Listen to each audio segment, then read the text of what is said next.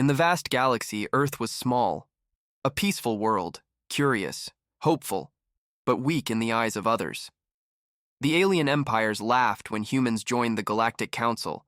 They called Earthlings children with toys, slow, soft, harmless.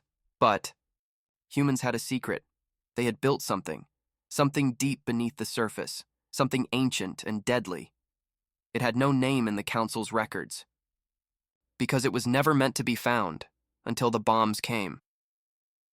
The year was 3190. The Syrinx Empire led the attack. They said humans had grown too bold. They said Earth needed correction. The first blasts took out Earth's orbital defenses. Cities fell, millions died. Other empires watched. None stepped in. They thought Earth would surrender. But Earth went silent. No cries for help, no answers, no peace.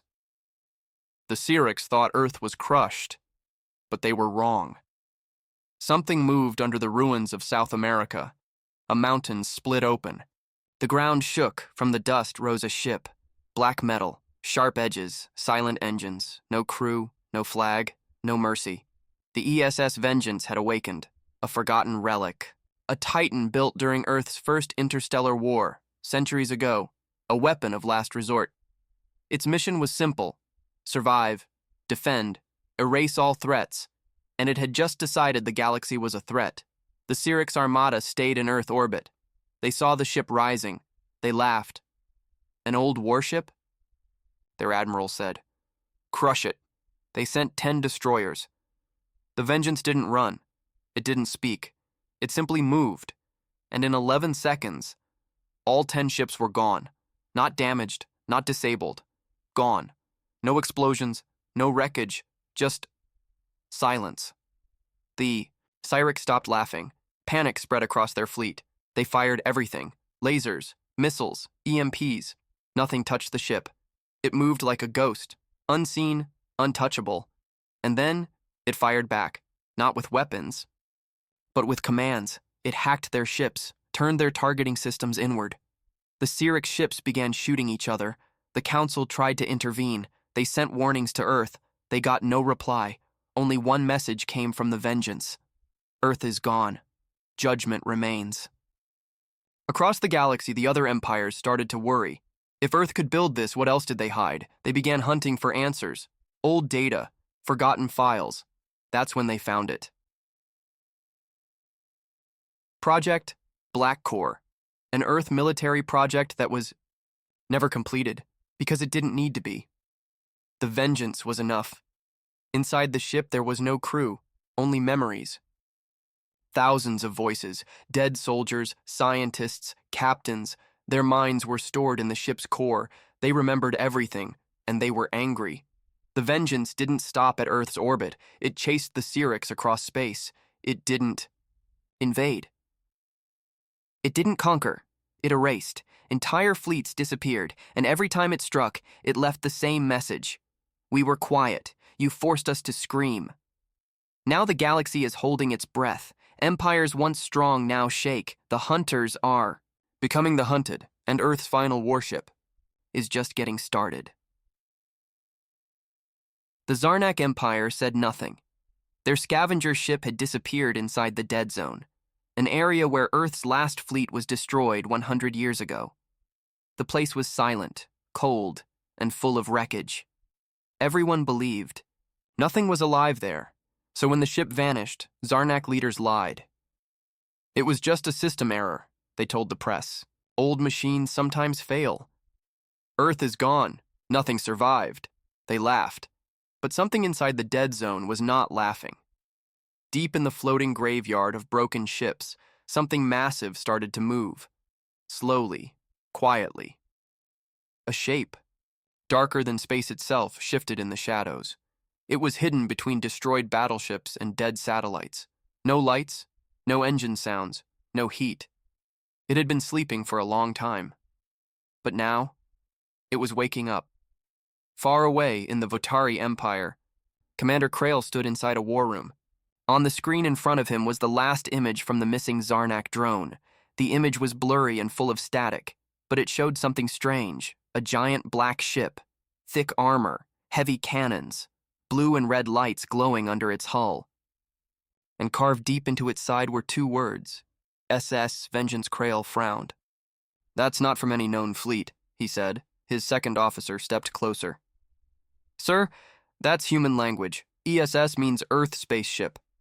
Krail's hand shook. "They said Earth was dead." Rumors spread quickly across the stars. Humans are back. "No, it's just an old ship, a ghost." But the fear was growing. A patrol ship near the dead zone went dark, then another. No distress signal, no sound, nothing. A small station picked up a strange sound, a deep hum.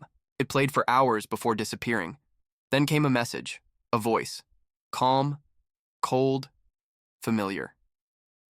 Earth never surrendered. Earth watched. That's when the empires started to worry. On the planet Karanis, 5 alien empires met in secret. They sat in a round room arguing. The Torkali admiral slammed his hand on the table. "It's just a dead ship. Send a full fleet and destroy it." "No," said the Syrinx diplomat. "Something is different. It's not just a ship. It sent a message through long-range channels. It disabled ships without firing. That's not normal." They all turned to General Harlak. He was very old, one of the last alive who had fought the humans a century ago. "I remember Earth," he said, his voice low. "I remember their last stand. They fought until the end. No fear, no surrender, just fire." He looked at each leader. "They warned us. They said they would return one day. We didn't believe them. We erased their name from our records." He leaned forward. "But they didn't forget us." The ESS Vengeance began to move, at first only a few meters, then faster. Its systems turned on. Engines came online. Cannons unfolded from hidden ports. Shield generators hummed with power. Lights flowed like veins across its black body. There was no crew, but it was not empty. Inside the ship, minds were still alive. The last soldiers of Earth. Pilots, commanders, engineers. Before Earth fell, they uploaded their minds into the ship's systems. Now they were the ship. Their anger was its power. Their pain was its fuel. Their memory, its mission. Commander Krail watched in horror as new reports arrived. 3 scout ships gone, then 5 more. No escape, no warnings, just silence. His officers stared at the screen. "Sir, what do we do?" Before he could answer, all lights in the control room went off. The screens went black. A strange signal took over. One sentence in bright red letters. "We watched you destroy our home. Now, we return the favor." Then a countdown appeared. It was hours. The empires were in chaos. 3 days. That's all they had. 3 days to prepare. 3 days to run. 3 days to decide, surrender, or fight. But none of them truly understood what they were facing. This was not just a ship. It was the last weapon of Earth, and it had just opened its eyes. 3 days. That's all the time the empires had after the countdown began. Some laughed, others prepared for war, but most were confused. Why would one old ship scare so many? Because this ship was not normal. It didn't ask for peace. It didn't threaten. It simply said, "We watched you destroy our home. Now we return the favor." On the planet GalacticPrime, the largest war council in 50 years was held. Leaders from the Zarnak, Votari, Syrinx, Torkali, and Drexen empires met again. "There is no need for panic," said Grand Admiral Euron of Zarnak. "It's one ship. We have over 300 warships ready." "The humans always fought dirty," said General Voss of Drexen. "Their tricks are old. We've evolved. This time, we crush them first." They sent a massive fleet, 100 destroyers, 30 battlecruisers, and 5 dreadnoughts toward the dead zone. The mission was simple. Find the Earth ship. Destroy it. Return. It never returned. As the fleet entered the dead zone, they noticed something strange. The area was silent. Too silent. There were no stars in that part of space, no signals, not even echoes from their own communications. It felt dead. Then it began. The first dreadnought's engine shut off. Its shields fell. Lights flickered and died. The crew screamed over comms. Then, silence. No explosions. No wreckage. Just gone. Seconds later, two destroyers spun out of control, crashing into each other. Their systems had been hacked, their computers erased. On the flagship Iron Hammer, Admiral Creel shouted orders, "Find the enemy! Target the Earth ship!" But there was no enemy on radar, nothing on heat scans. The space was empty. Then, the lights dimmed. The walls shook, and a voice came over every speaker, every helmet, every control panel, calm, cold, human. "You sent fire. We send silence." Outside the fleet, the ESS Vengeance appeared from the dark. No jump, no sound. Just suddenly there. It didn't fire its main cannons. It didn't need to. It released pulses, silent energy waves. Each one hit a ship, shutting down its power, locking its doors, melting its weapons. The Earth ship didn't speak again. It didn't need to. It simply watched as the fleet crumbled. The Vengeance moved forward, slow and steady. Its armor was black and smooth. Its shape looked more like a beast than a ship. Nothing touched it. No laser burned it. No missile exploded near it. The fleet that had ruled the stars for a century was gone in 10 minutes. News spread fast, faster than light. Back in the Empire worlds, fear grew. The fleet hadn't failed. It had vanished. Not a single ship made it back. Only one message reached them. Just 2 words, sent from the edge of the dead zone. First warning. In the Votari capital, Commander Krail sat in silence. His hands trembled. He had once laughed at Earth's name. He had ordered attacks on human colonies long ago. He thought humans were finished. Now their ghost was back, and stronger than ever. "We must call the council," he said. But someone else already had. In a hidden room on the planet Syrinx, a figure sat alone, watching the same footage over and over. The moment the Vengeance appeared, the moment the fleet vanished, the figure leaned forward. "This is no longer a war," she whispered. "This is a message." Behind her were old files, secret files, pictures of Earth before the fall, reports of strange human technology, projects the empires had ignored, experiments that seemed impossible, Project Titanfall, mind-linked ships, emotion-powered weapons, and one final note: if Earth falls, we don't end the war. We become the war. Now the galaxy understood. They didn't kill Earth. They created something worse, something that could wait 100 years in silence, something that could think, remember, and hunt, something that couldn't be bribed, reasoned with, or stopped. They didn't just wake the past. They woke vengeance. The countdown had not ended yet. There was still time. But now, the empires had a choice: surrender or burn. And deep in the stars, the human ship turned its eyes to the next target. It wasn't random. It was personal. The Zarnak Empire was the first to laugh. When Earth fell 100 years ago, the Zarnak called it a clean sweep. They broadcast Earth's defeat like a trophy. They showed humans being crushed, their cities burning, their last messages drowned in static. The Zarnak even built statues to remember their great victory. They didn't just destroy Earth. They mocked it. They celebrated. But now, one of their moons had gone dark. Their fleet was gone. And the sky held one name: vengeance. On Zarnak Prime, panic had started. Admiral Threx stood in the war chamber, shouting at his officers, "I want every defense system online, now!" The officers scrambled, but something was wrong. Turrets weren't responding. Satellites were blind. The city's orbital ring, one of the strongest in the galaxy, had shut down without a sound. "Someone has taken control," whispered an engineer. No, not someone. Something. In orbit, above Zarnak Prime, the sky opened like a wound. The ESS. Vengeance arrived. No sound, no warning. One moment space was empty, the next, the ship hovered over the capital. The Zarnak knew war. But they didn't know this kind of fear. The Vengeance didn't fire first. Instead, it did something worse. It played a recording. Across every screen, speaker, and comm device on the planet, a human voice echoed. It was a child, a little girl. She was crying, screaming, "Please, someone help us, they're burning the sky." Then silence, then fire. On every screen, images from the Earth's final hours played.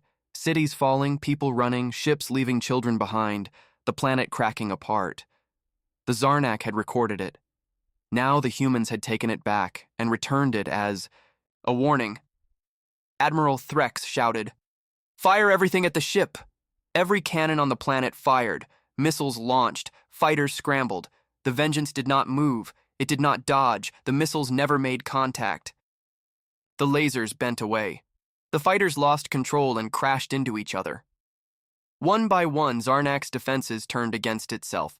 Then the ship sent one pulse down to the surface. Just one. It hit the main military command tower. The building didn't explode. It vanished, erased, like it had never been there. In the Empire's halls, politicians screamed, begged, ran. They sent messages to other empires. "Help us! The humans are alive. It's not just a ship, it's a mind."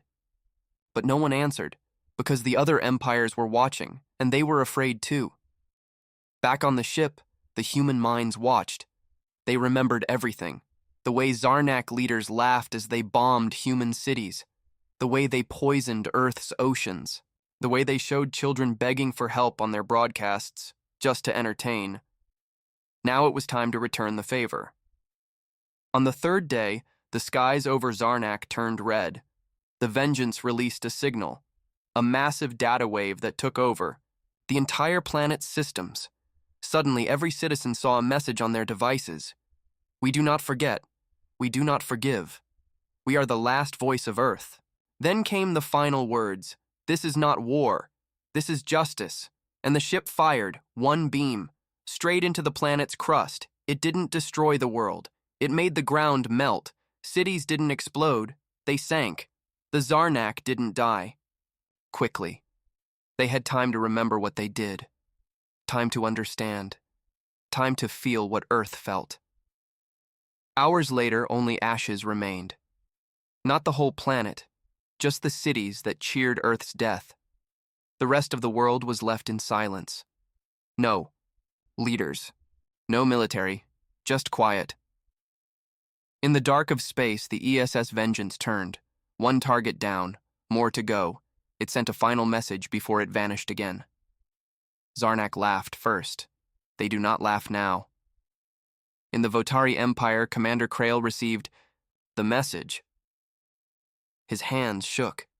He knew what would come next, because his empire had supplied the weapons that destroyed Earth's last defense. He stared at the stars and whispered, "We're next." The Zarnak Empire had fallen, burned by a ghost from Earth. Now it was the Votari's turn, but the Votari didn't run. They didn't hide. They prepared to fight. On the Votari homeworld, the sky turned red, not from fire, but from thousands of warships flying into position. Commander Krail stood tall in the war tower. "We saw what it did to Zarnak," he said. "But we are not Zarnak. We are stronger, smarter, ready." His officers nodded. They believed in their leader. They believed in their weapons. But deep inside, they were afraid, because they knew something the others didn't. The Votari built the bomb that destroyed Earth. They didn't just help in the war, they created the final blow. And they knew that if the human ship remembered anything, it would remember them. The ESS Vengeance was already near. It didn't appear on scans. It didn't send warnings. It simply arrived. From the shadows between systems, it came forward, silent, slow, and unstoppable. The Votari launched first, their EO. Ships fired every second. Missiles, plasma, railguns, drones. It didn't matter. The Vengeance did not even activate its shields. It let the attacks come, and one by one, the weapons failed. Not because they missed, not because they were weak, but because the ship was not normal, it was alive. The first Votri ship to get close shut down mid-flight. The lights flickered. The walls bent inward. The crew screamed, frozen in fear. Then, nothing. No wreckage. No sound. Just gone. The second ship tried to ram the Vengeance. It disappeared before it touched the hull. No explosion. Just silence. Back in the war tower, Krail shouted, "What is this? What kind of weapon does it use?" But no one could answer. Scans showed no known energy, no heat, no radiation. Then a signal came through. It wasn't a voice. It was a heartbeat, a slow, heavy human heartbeat, echoing across every speaker. Boom, boom, boom. Steady, unstoppable. It shook the soldiers more than any weapon. Then, the voice came, "You built the weapon that broke our world. Now, we break yours." The Vengeance released a wave, not of fire, not of light. It was data, pure human code. It crawled through the Vatari systems, corrupting files, rewriting defenses, locking weapons. Screens flashed, images of Earth's fall. Played across every station, every helmet, every home. People screamed, children cried, cities turned to dust. Then a final image. The faces of the Votari scientists who made the bomb. The ship had names. It had memories, and it had targets. The Vengeance didn't attack the whole world. It chose one city, GalacticPrime, the place where the bomb was built. That city vanished. No explosion, no fire, just a quiet white light. And then it was gone. Not destroyed. Deleted. Panic hit the planet like a wave. Ships tried to flee. Ports closed. Chaos filled the streets. Commander Krail gave one final order. Send a message to the human ship. He stood alone in the command room, staring at the stars. "We are sorry," he said. "What we did was a mistake. We were following orders. Please, we surrender." Silence. Then the voice replied, "Earth followed orders too. We ordered our people to survive. You made sure they didn't." A countdown appeared on every screen. 10, 9, 8. Krail fell to his knees. Please, but it was too late. 2. 1. The skies above Vatari burned, but the planet wasn't destroyed, only their weapons, their command towers, their history, every file, every record, every trace of their empire's pride, gone. They were not killed. They were erased. The ESS Vengeance left without a word, and Votari was silent. They had stood. They had fought. They had begged, and now they were nothing. In deep space, the ship floated. Its AI scanned the next target, the Cyrix Empire. They didn't build the bomb. They did something worse. They sold the data. The Cyrix Empire had no armies, no great fleets, no battle cry, but they were just as deadly. They sold data, sold codes, sold coordinates, and during the fall of Earth they sold everything they knew about human bases, secret stations, civilian colonies. They said they were neutral. They called it just business. But to the last survivors of Earth, they were traitors. The ESS Vengeance drifted quietly into Cyrix space. No alarms, no scans picked it up. That was strange, because the Cyrix had the best information network in the galaxy. They could see a ship leave orbit before it even launched, and yet they didn't see this one coming. In the capital city of Cyrix, floating above a golden ocean, Councillor Vod sat at his glass table, sipping blue wine. He smiled. His empire was rich. Everyone feared war. Everyone needed data, and when Earth was under attack, Cyrix made a fortune. They sold Earth's hidden colony maps to the highest bidder. To them, humans were just numbers. Profit. Then the lights in the room went dark. The wine turned black. The table cracked. without being touched, and every screen in the city blinked. On at once, a single sentence appeared. "You sold our children." Vod froze. He whispered, "No, it can't be." But it was. The vengeance had arrived. Not to destroy. Not yet. First, it wanted them to see. Every Syrinx screen changed. It showed an Earth colony, children playing, mothers cooking, fathers working in the fields. Then the screen glitched. The same place, the same people, now screaming, now burning. Warships landed, soldiers stormed homes, fire everywhere. The Syrinx had sold the colony's location to the Zarnak. Thousands died. Now those faces were back, and they were staring at the Syrinx. Counselor Vod shouted, "Shut it down! Erase the signal!" His techs tried, but the systems weren't responding. Then a new screen appeared. This time, it was his face, a secret recording of him saying, "If Earth must die, we might as well make credits from it." People across the Empire watched. Syrinx citizens gasped. Some screamed, some wept. They didn't know, now they did. The vengeance was exposing the truth. The ship didn't fire a single weapon. Instead, it released something worse. Information, emails, deals, logs, transactions, every sale, every betrayal. Millions of files, flooding every device in the Empire. The people turned on their leaders. Riots began in minutes. The Syrinx didn't fall to weapons. They fell to their own shame. In orbit, the vengeance hovered in silence. Inside, its AI core, it remembered the names of the colonies lost because of Syrinx betrayal. One by one, it repeated them in a whisper only it could hear. Then, it sent one signal.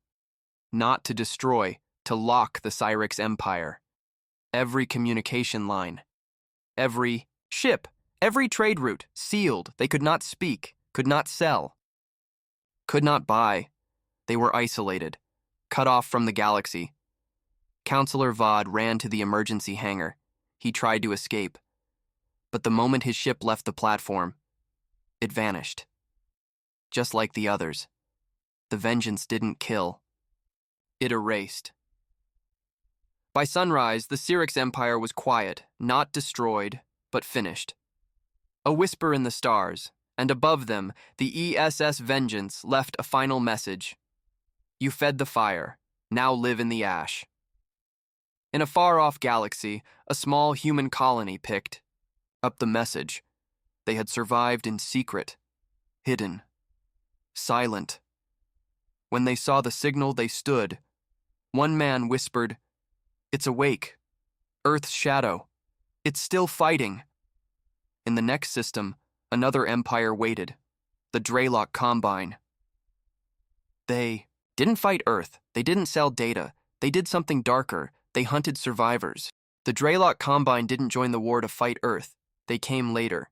After the bombs, after the fall, they came like wolves, to hunt, to find the last human survivors scattered in the stars, and erase them completely. The Combine believed they were doing the galaxy a favor. Finish what the others started, they said. They captured humans, studied them, tortured them. They even turned them into machines. Human minds make good processors, one Draylock general said once. But the ESS, Vengeance had found them, not through signals, not through spies, through memories. One of its last missions, before Earth died, was saving a child colony. Hope's Reach. The Combine had captured it. Every child, every elder, everyone. And now the ship remembered. The Vengeance dropped.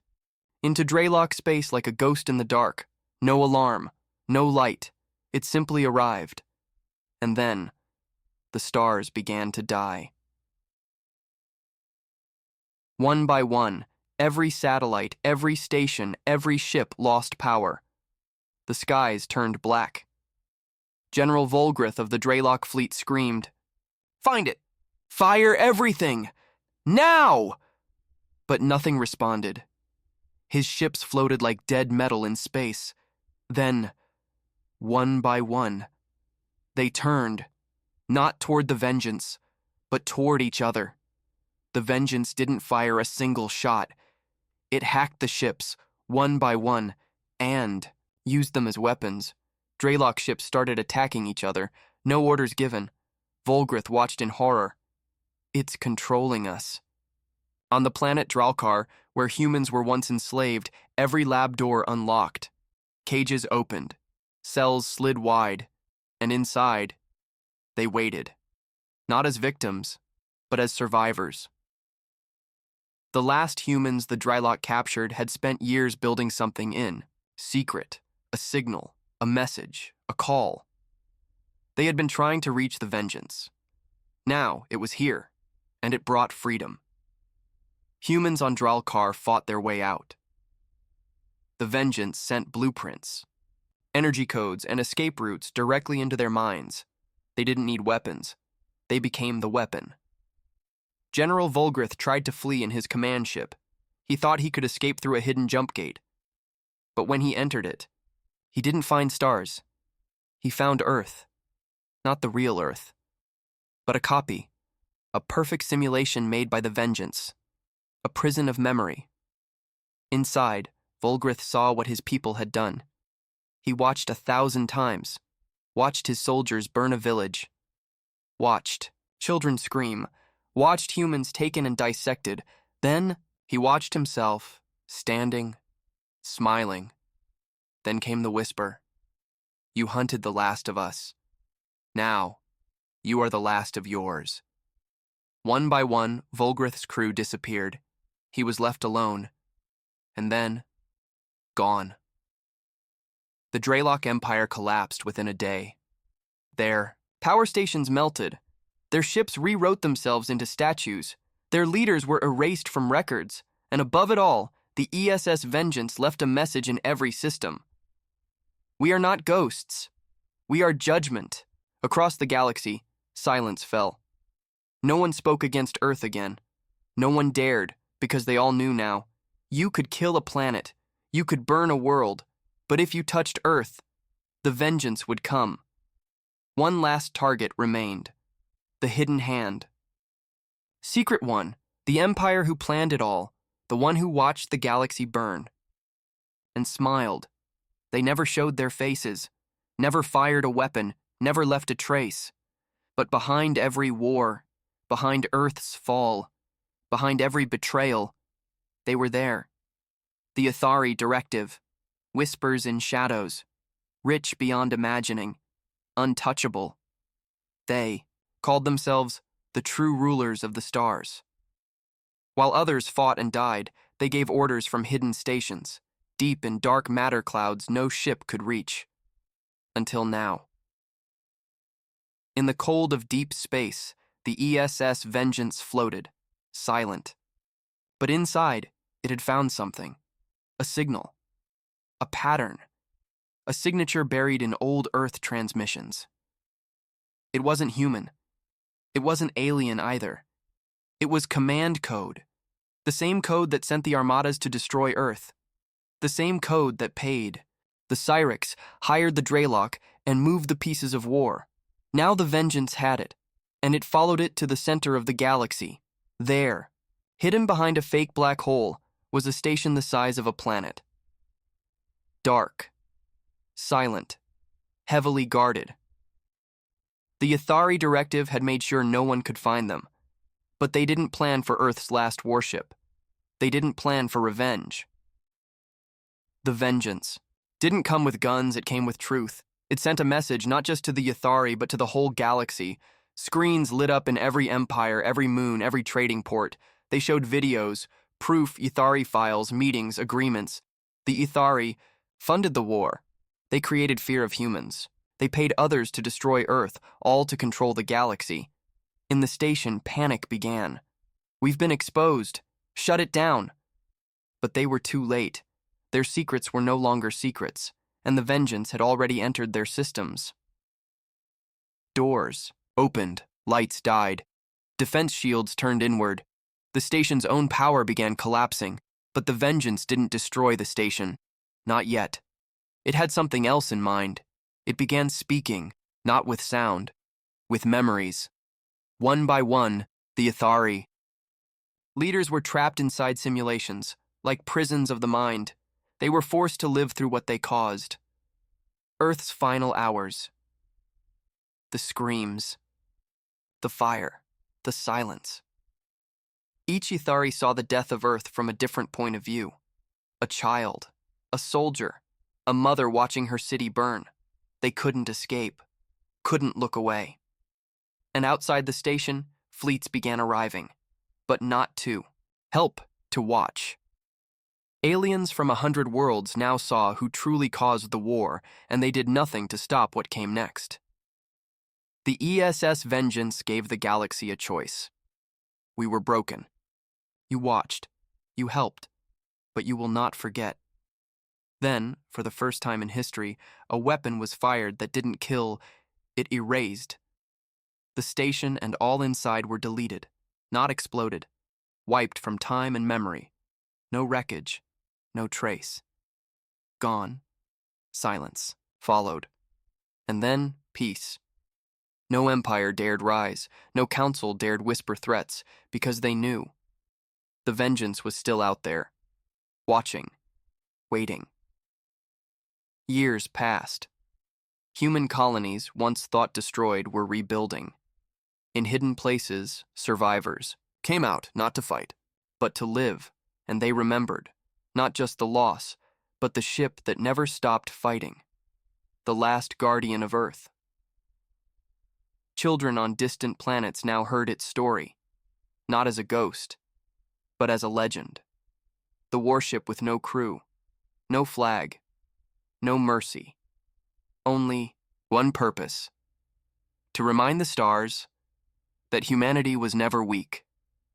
And one quiet night, far from any sun, a small signal pulsed through space, a whisper, a warning, a promise. We are still here. The end.